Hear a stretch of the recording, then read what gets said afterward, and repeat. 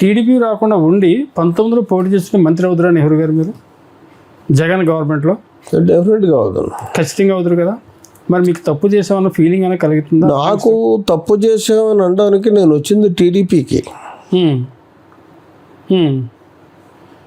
అంటే మరి జగన్ గారు మీకు అంత ప్రిఫరెన్స్ ఇచ్చారు, మీ ప్రాంతం వచ్చి అంటే చేసుకున్నాడు అతను, అన్నీ చేశాడు.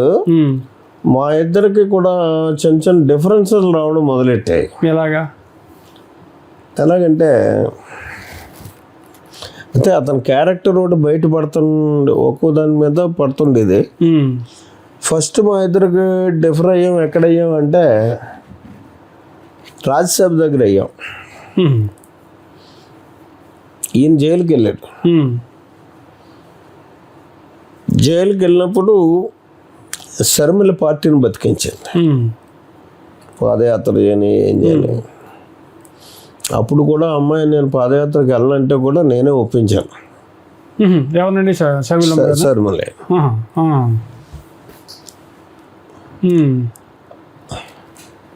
తర్వాత పాదయాత్రకి శర్మిలకి ఇవ్వాలి అని నేను నన్ను కూర్చొని అడిగేవాడు ఏదేనని అడిగాడు. అన్న ఏం చేద్దాం రాజ్యసభ అన్నాడు. ఇంకా 8 మాసాలు ఉంది కదా, ఇప్పుడు ఎందుకు కంగారు మనకి, అప్పుడు వచ్చినప్పుడు చూద్దాం అన్నాను ముందు. లేదు లేదు ఎవరు మనం ముందే ప్రిపేర్ అవ్వడం మంచిది కదా, ఎవరికి ఇద్దాం అన్నాడు. నా ఉద్దేశం అయితే పార్టీ బతికింది అంటే శర్మిలమ్మ కష్టపడద్ది. ఆ అమ్మాయికి అయితే కాంప్లికేషన్ ఉండదు. 10 మంది ఉన్నారు ఇప్పుడు మనకు, ఎవడో నోరెత్తాడు ఇంకా. కాబట్టి శర్మిలకి ఇద్దాం అన్నా. లేదు లేదు అది మన ఇద్దరమే అన్నా ఉండాలి తప్పించి మూడోడి దగ్గరికి వెళ్ళనీకు. పార్టీలో సెకండ్ పవర్ పాయింట్ పెట్టకూడదు, ఫ్యామిలీలోనే నువ్వు అటువంటిది ప్రపోజల్ పెట్టుకున్నాడు. తప్పుడు ఆలోచించున్నావు నువ్వు. పార్టీలో సెకండ్ పవర్ పాయింట్ అంటూ లేకపోతే ఇబ్బంది పడ్డప్పుడు అక్కడో ఇక్కడో ఉంటుంటాడు. మీరిద్దరూ కలిసి అండర్స్టాండింగ్తో నడుతుండాలి. ఏ ప్రాంతీయ పార్టీలో ఉన్నా సరే ఇది ఉండాలి. నువ్వు పిచ్చి ఆలోచన చేయకు. తర్వాత ఒకటి న్యాయం చేసినట్టు అవుతావు నువ్వు, జనం ఒప్పుకుంటారు, కేడర్ ఒప్పుకుంటారు, ఆ అమ్మాయికి ఇవ్వాలి అని చెప్పి నేను గట్టిగా పట్టుకున్నాను. అంటే ఒప్పుకోలేదు. విజయసాయిరెడ్డికి ఇద్దాం అన్నాడు. విజయసాయిరెడ్డి ఎవడయా, పార్టీకి అతనికి సంబంధం ఏంటి? లేకపోతే మైసూరారెడ్డి అన్నాడు. మైసూరారెడ్డికి ఇస్తా అన్నావు నువ్వు ఫస్ట్ రాజ్యసభ, అతనికి ఇచ్చాయి.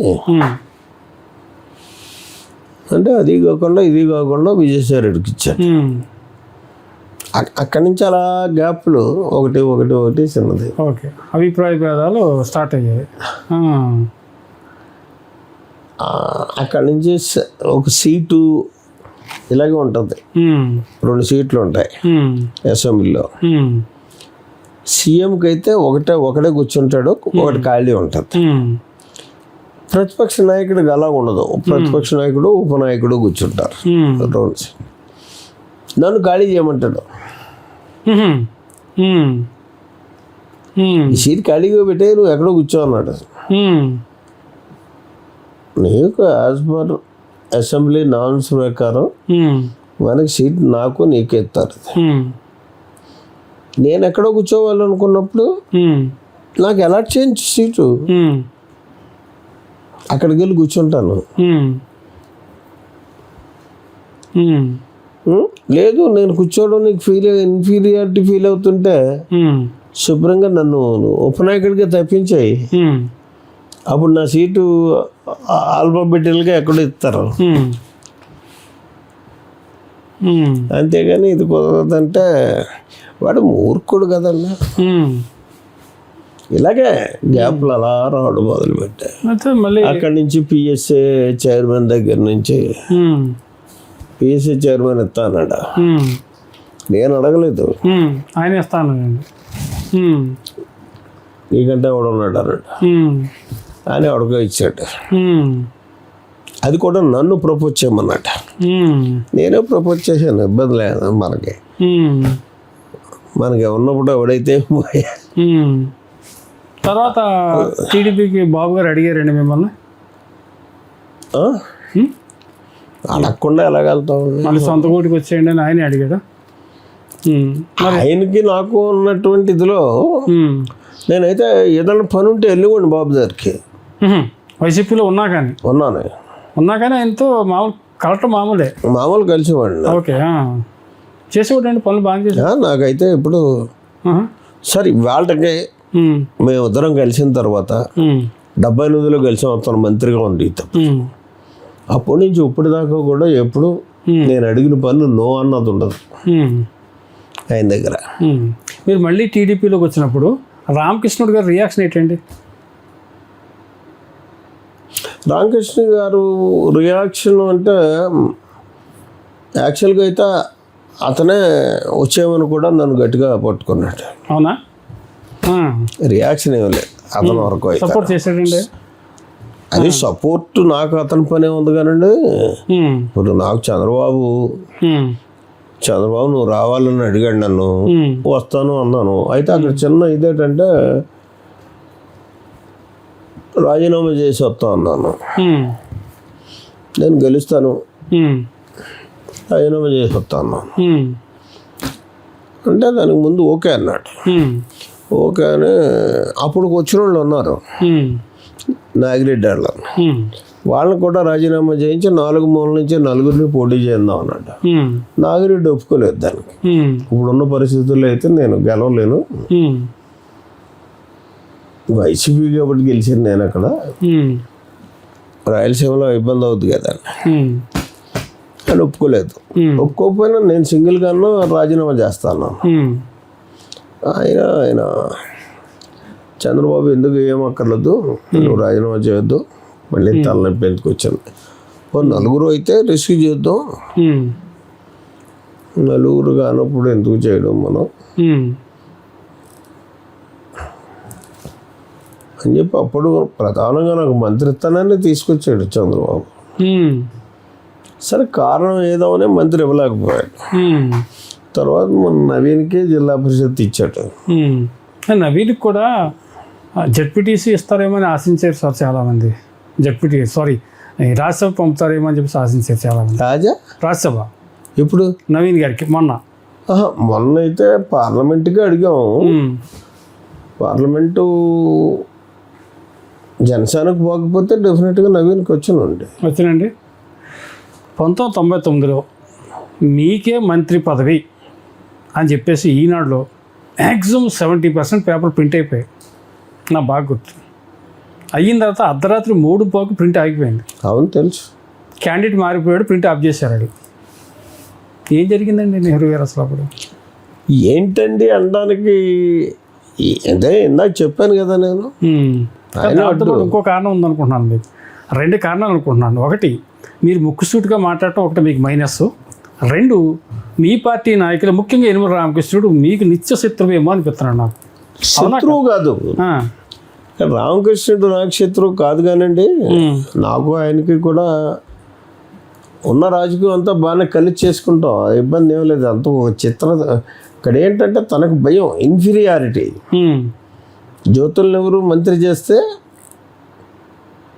ఆయనకి ఆ ఫోకస్ రాదు. పార్టీలో రాదండి. ఎందుకంటే పార్టీలోని రాదు, ప్రజల్లోని రాదు. అవునా? ఎందుకంటే మనం ఊళ్ళోంచి పని చేస్తాం. ఆయన అంతా సుకుమారి, ఏది రిస్క్ చేయడు. ఇప్పుడు ఆయన స్వభావం నేను కనిపెట్టింది, ఏం చేద్దామని అడిగితే చెప్తాడు తప్పించి తనకు తానుగా కలగ చేసుకుని ఎవరి గురించి ఏది చెప్పడం. ఓకే. అయితే నా దగ్గరికి వచ్చేలోకి ఆయన చెప్పుంటాడు. ఎందుకంటే ఆయన భయం ఇది, నేను చెప్పాను కదా. మొన్న రాజ్యసభ ట్రై చేయడండి ఆయన. ఇప్పుడు ఈవేళ రాజ్యసభ ట్రై చేశాడు. ఇప్పుడు కాదు, అప్పుడే చాలా రోజుల నుంచి ట్రై చేస్తున్నాడు రాజ్యసభ. దురదృష్టం రాలేదు అంతే. ఏ కారణం ఏంటంటారు? కారణం ఏముంది సార్, ఇంకా ఈయన ఒక నినాదం తీసుకొచ్చాడు, బీసీకి ఇవ్వండి అని చెప్పేసి. ఇప్పుడు ఇంకా డిసైడ్ అవ్వలేదు కదా. ఈవేళ లాస్ట్ నిన్న ఎప్పుడు లిస్ట్ ఇచ్చారు, లింగంనేని రమేష్ ఒక పేరు, సానా సతీష్ ఒక పేరు. వాళ్ళు అయిపోయారు. బీసీకి ఇద్దామా ఎస్సీకి ఇద్దామా అని చెప్పేసి ఉంది. ఈ బీసీ ఎస్సీల్లో 2 పేర్లు కూడా వస్తున్నాయి. రామకృష్ణ గారి పేరు వస్తుందండి. లేదు, రామకృష్ణ గారు ఆయన కూడా ఆశించట్లేదు అనుకుంటున్నాను. ఎందుకు ఆశించారు అడుగుతున్నారు.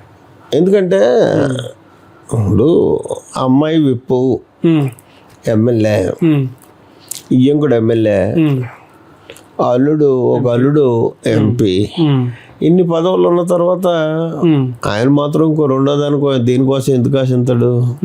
ఇప్పుడు పాలిట్ బ్యూరో ఉంది ఆయనకి, పాలిట్ బ్యూరో కూడా ఉంది కదా, మరి ఇంకటువంటి ఇప్పుడు ఎందుకు ఆశించాడు? చిక్కల ఆంధ్ర గారు కూడా ఆశించారండి, ఆయన లెటర్ ఇచ్చాడు. తప్పే ఉంది, ఖాళీగా ఉన్నాడు. అలాగంటారా?